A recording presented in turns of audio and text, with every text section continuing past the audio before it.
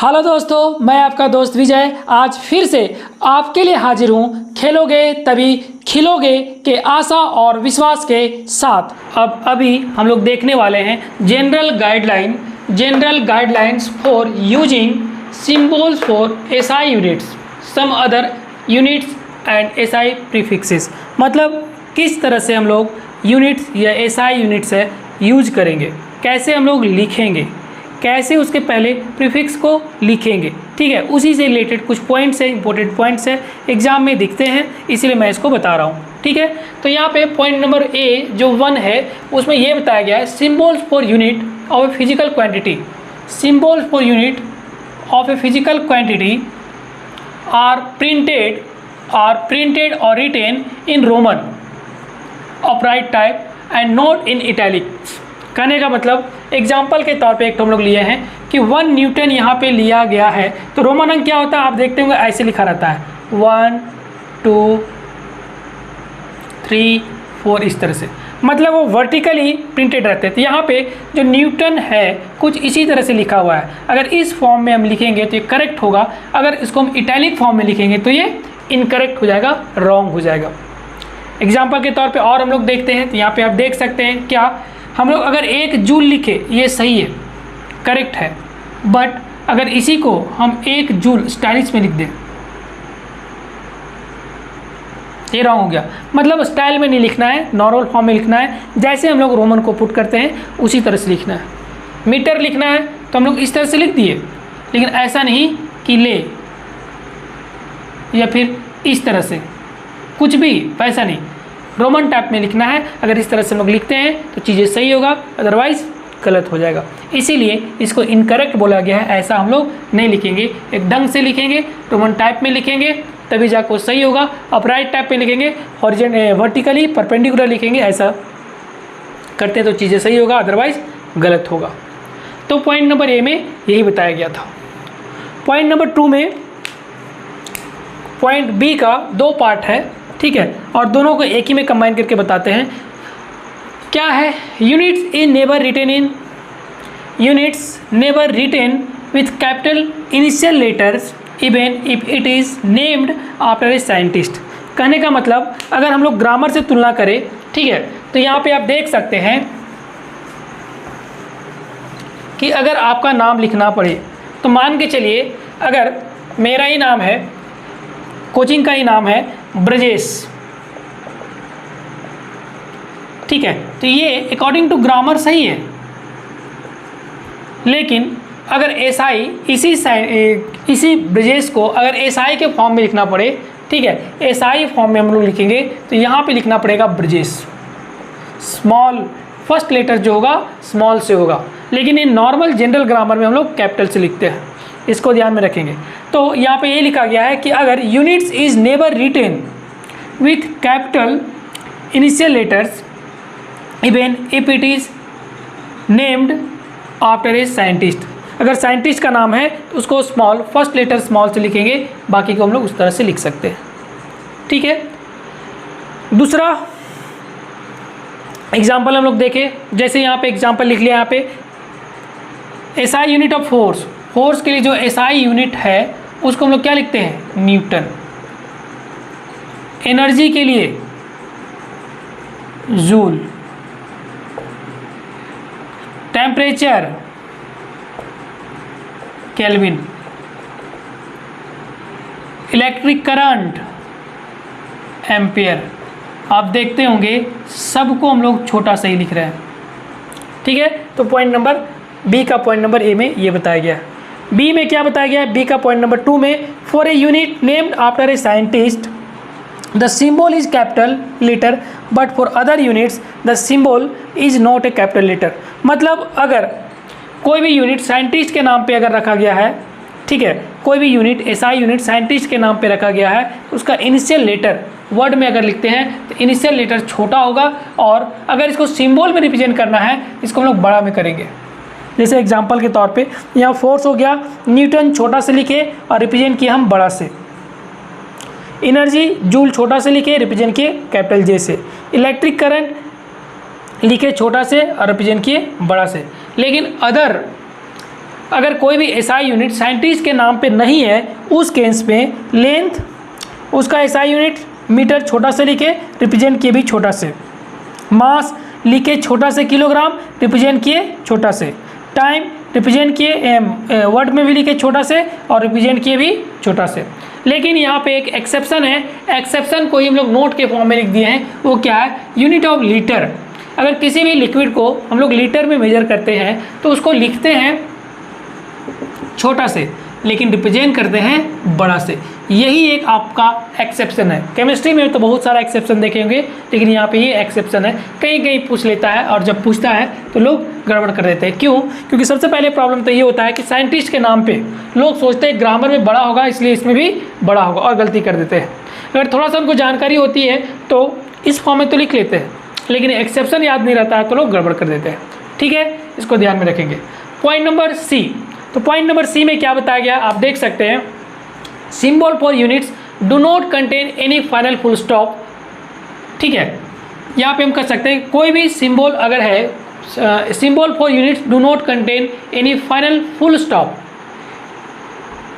तो जो भी चीज़ें हैं अगर लिखा हुआ है कोई भी क्वांटिटी तो फुल स्टॉप के रूप यहाँ पे ऐसे बोलते हैं symbol for units do not contain any final full stop all the end of recommended letter and remain unaltered in a plural using only singular form of the units।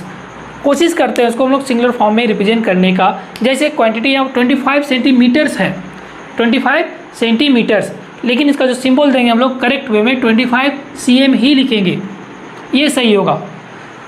अगर 25 cms करते हैं तो भी गलत है, या 25 c और M के बीच में अगर हम गैप दे देते हैं तो भी वो रॉन्ग होगा। ठीक है, इस तरह से इसको हम लोग लिखते हैं। पॉइंट नंबर सी में ये बताया गया है। पॉइंट नंबर डी में क्या है? यूज ऑफ सॉलिडस, जिसको आप ऑब्लिक बोलते हैं। ठीक है, सॉलिडस को आप ऑब्लिक भी बोल सकते हैं। तो use of solidus is recommended only for indicating a division of one letter. मतलब सॉलिडस जहाँ पे यूज है, ऑब्लिक जहाँ पे यूज है, तो यहाँ पे हम लोग मानेंगे उसका मतलब डिवीजन है। Another unit symbol not more than one solids is used. अब उसी को एक यूनिट में एक ही बार हम लोग सॉलिडस को यूज कर सकते हैं, एक से अधिक बार यूज नहीं करेंगे। अगर एक से अधिक बार यूज करते हैं तो वो गलत हो जाएगा। एग्जाम्पल के तौर पे हम लोग देखते हैं, एक करेक्ट एक इनकरेक्ट लिखे हुए हैं, मीटर पर सेकेंड स्क्वायर। आप लोग को पता है ये एसआई यूनिट हो गया एक्सेलरेशन का, तो इसको मीटर पर सेकेंड अगर स्क्वायर लिखे तो ये तो सही है, लेकिन मीटर पर सेकेंड लिखे तो ये गलत हो गया है। न्यूटन सेकेंड पर मीटर स्क्वायर ये तो सही हुआ आपका, लेकिन न्यूटन सेकेंड पर मीटर ये गलत हो गया। जूल पर केल्विन मोल ये सही हुआ, लेकिन जूल पर केल्विन पर मोल ये गलत हो गया। मतलब एक से अधिक बार हम लोग सॉलिडस यूज नहीं करेंगे, और अगर यूज करते हैं तो गलत हो जाता है। ठीक है, अब आते हैं पॉइंट ई पे। तो पॉइंट ई क्या बोलता है सो देखते हैं। Prefix symbols are printed in roman. Prefix symbol are printed in Roman upright कुछ देर पहले बता रहे थे, without spacing between the prefix symbol and the units. Example के तौर पे यहाँ पे समझते हैं, ज़्यादा क्लियर हो जाएगा। मेगावाट अगर लिखा हुआ है तो मेगावाट को अगर हम लोग सिंबल में रिप्रेजेंट करें तो एम ये जो है वो बिल्कुल हम कर सकते हैं कि जैसे रोमन में जो बोल रहे थे अप एंड डाउन के रूप में, या दो लाइन के जो परपेंडिकुलर, इस तरह से हम लोग रिप्रेजेंट करने का कोशिश करते हैं। तो मेगावाट को megawatt is equal to 10⁻⁶ watt. Centimetre तो 1 cm is equal to 10⁻⁻² metre. Kilometre 1 km is equal to 10⁻³ metre. Picofarad तो 1 pf, क्योंकि f यहाँ बड़ा इसलिए लिखे क्योंकि साइंटिस्ट का नाम था, तो 1 pf is equal to 10⁻⁻12 farad. इस तरह से हम लोग इसको लिखते हैं। फिर f में पॉइंट नंबर f में क्या बताया गया है कि when a prefix is placed before the symbol of a unit the combination of prefix and symbol is considered as new symbol. मतलब अगर कुछ लिखा हुआ है यहाँ पे, एग्जाम्पल के तौर पे यहाँ पे ज़्यादा क्लियर होगा, अगर सेंटीमीटर यहाँ पे लिखा हुआ है तो यहाँ पे मान के चलिए कुछ इस तरह से लिखा हुआ है सेंटीमीटर क्यूब। तो सेंटीमीटर क्यूब को हम लोग इसको लिख सकते हैं कि 1 सेंटीमीटर में कितना मीटर होता है। तो 1 सेंटीमीटर में 100 सेंटीमीटर, 1 सेंटीमीटर में 0.01 मीटर होता है, इसका पावर 3 है। ठीक है, अब फिर से इसको हम लोग लिख सकते हैं, क्या लिख सकते हैं कि 10 का पावर -2 मीटर का पावर 3, और फिर से अगर ये अंदर आ जाएगा तो 10 का पावर -6 मीटर क्यूब। डायरेक्ट इसको हम लोग ये लिख सकते हैं। ठीक है, यहाँ पे ये लिख के दिखाया गया है कि 10 का पावर -6 मीटर क्यूब। ये कैसे आया, अगर इस तरह से लिखते तो ये सही होगा, लेकिन इसी को डायरेक्ट हम लोग लिख सकते हैं। अगर आप इस तरह से लिख दिए कि 1 सेंटीमीटर में 0.01 मीटर, तो ये सही है, लेकिन जैसे इसका क्यूब कहे तो गलत हो जाएगा। तो 1 सेंटीमीटर में 0.1 cm इक्वल टू 0.01 मीटर होता है, ये लिखेंगे तो सही होगा, लेकिन ये लिखेंगे तो गलत हो जाएगा। यहाँ पे दूसरा में ऐसे ही बताया गया है कि 1 माइक्रो एम्पेयर का स्क्वायर है, मिली। तो 1 मिली में कितना, तो 0.001 एम्पेयर का क्यूब, यहाँ पे स्क्वायर है, स्क्वायर हो गया। तो 1 मिली में कितना, 10 के पावर -3 एम्पेयर का होल स्क्वायर किए तो 10 के पावर -6 एम्पेयर स्क्वायर हो गया। लेकिन अगर इस तरह से लिखते हैं तो ये गलत हो गया, यहाँ पे ये गलत हो गया। ठीक है, अगला पॉइंट जो यहाँ पे दिया गया है, a prefix is never used alone. कभी भी किसी भी प्रीफिक्स को हम लोग अकेले यूज नहीं करेंगे। अगर ये अकेले यूज करते हैं, अलोन यूज करते हैं, तो वो वैलिड नहीं होगा, गलती होने का चांसेस ज़्यादा, मतलब गलती ही होगा। तो a prefix is never used alone, it always be attached to a unit symbol. It always be attach to a unit symbol, जो सिंबल होगा उसका यूनिट होगा, उसी से अटैच होगा। रिटेन और fixed before the unit symbol. Example पे यहाँ पे दिया है 10 का पावर 3, तो 10 का पावर 3 मीटर क्यूब है, ये यहाँ पे लिखा हुआ है। तो इसको हम लोग लिख सकते हैं 1000 पर मीटर क्यूब या 1000 पर मीटर क्यूब। अगर ऐसे भी लिखते हैं तो ये सही है। ठीक है, ऐसे भी लिखते हैं तो ये सही है, लेकिन अगर हम लोग ऐसे लिख देते हैं, कैसे कि 10 के पावर 3 को हम लोग क्या लिखते हैं, किलो, और पर मीटर क्यूब करेंगे तो ये गलत हो जाएगा, या किलो पर मीटर क्यूब कर देंगे तो भी ये गलत हो जाएगा। ठीक है, इस तरह से इसको हम लोग नहीं लिखेंगे। ये पॉइंट नंबर जी हमको बताया कि कभी भी किसी भी प्रीफिक्स को अकेले अलोन यूज नहीं होगा, अगर होगा तो इस तरह से रॉन्ग हो जाएगा। ठीक है, अगर हम लोग आगे बोले तो पॉइंट नंबर एच, आप देख सकते हैं पॉइंट नंबर एच। तो पॉइंट नंबर एच में क्या बता रहा है, सो देखते हैं। The use of double prefix is avoided when single prefix are available. Example के तौर पे यहाँ पे दिया गया है कि 10 का पावर अगर -9 दिया हुआ है, 10 का पावर -9 मीटर, तो अब यहाँ पे क्या है कि अगर 10 का पावर -9 को डायरेक्ट हम लोग नैनो बोल देते हैं, तो 1 नैनोमीटर में 10 का पावर -9 होता है, मतलब डायरेक्ट यहाँ पे 1 nm लिख दिए तो ये बिल्कुल सही है, 1 नैनोमीटर। और इसी को ऐसे भी लिख सकते हैं, और 1 नैनोमीटर ये भी लिखेंगे तो कोई गलत नहीं है। लेकिन अगर आप ये लिखते हैं कि 10 का पावर 3 और 10 का पावर क्या लिख दिए हैं, गुने 10 के पावर -6 मिली, माइक्रो, और ये हो गया मीटर।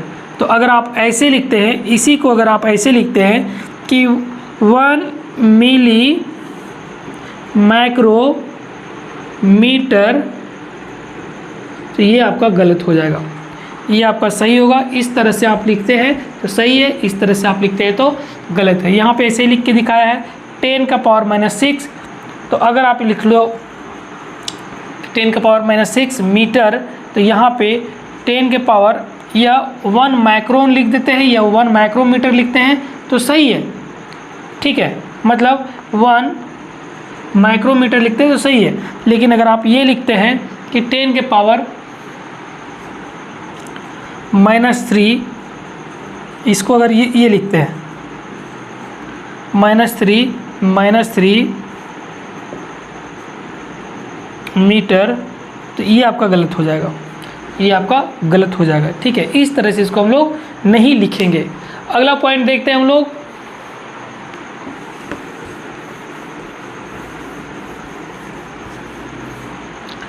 अगला पॉइंट में देख सकते हैं the use of combination of units, the use of combination of units and the symbol for unit is avoided when the physical quantity is expressed by combining two or more units। कहने का मतलब दो या दो से अधिक unit है तो सेम फॉर्म में लिखेंगे। अगर वर्ड में लिखा है तो वर्ड में लिखेंगे और सिंबल में लिखा है तो सिंबल में लिखेंगे, लेकिन अगर अलग अलग करके लिखते हैं तो गलत हो जाएगा। जैसे यहाँ पे जूल लिखा हुआ है पर मोल केल्विन, ठीक है, ये तो सही है। इसी को अगर हम लोग लिखे सिंबल में जूल पर मोल, क्योंकि MOLE हम लोग वर्ड में लिखते हैं, सिंबल MOL होता है, जूल पर मोल केल्विन, यहाँ छूट गया था, जूल पर मोल केल्विन अगर हम लोग लिखते हैं तो ये सही है। लेकिन अगर हम लोग ये लिखते हैं और दूसरा ये भी लिख सकते हैं हम लोग कि जूल पर मोल पर केल्विन, ये भी है तो सही है। ठीक है, अगर ऐसे हम लोग लिखते हैं तो ये वैलिड है। लेकिन अगर हम लोग इसको ऐसे लिख देते हैं कि जूल वर्ड में लिखे पर मोल, ये भी सही है, लेकिन और यहाँ पे कर दिए के तो सिंबल हो गया, तो ये गलत हो गया। जूल सिंबल लिख दिए, मोल पूरा लिख दिए हम लोग और फिर के लिख दिए तो भी गलत हो गया। जूल मोल और केल्विन वर्ड में पूरा लिख दिए तो भी गलत हो गया। इस तरह से हम लोग नहीं यूज करेंगे। तो ध्यान रखें, ये था कैसे हम लोग प्रीफिक्स को लिखते हैं। और कभी कभी एग्जाम में रहता है कि कौन सा इसमें करेक्ट है कौन सा इनकरेक्ट है, इसको छांटने के लिए। तो एक दो बार अगर आप देख लेंगे तो दिमाग में बैठ जाएंगे और गलती नहीं होंगे। ठीक है, और इस तरह से हमारा यूनिट टॉपिक ख़त्म हुआ। नेक्स्ट टॉपिक हम लोग स्टार्ट करेंगे डायमेंशन। यूनिट, उसके बाद डायमेंशन, उसके बाद हम लोग चलेंगे एरर। तो यूनिट, जिसका यूनिट लिखेंगे उसी का डायमेंशन लिखेंगे, जिसका यूनिट नहीं होगा उसका डायमेंशन नहीं होगा। ठीक है, अब अगले क्लास में हम लोग देखेंगे डायमेंशन।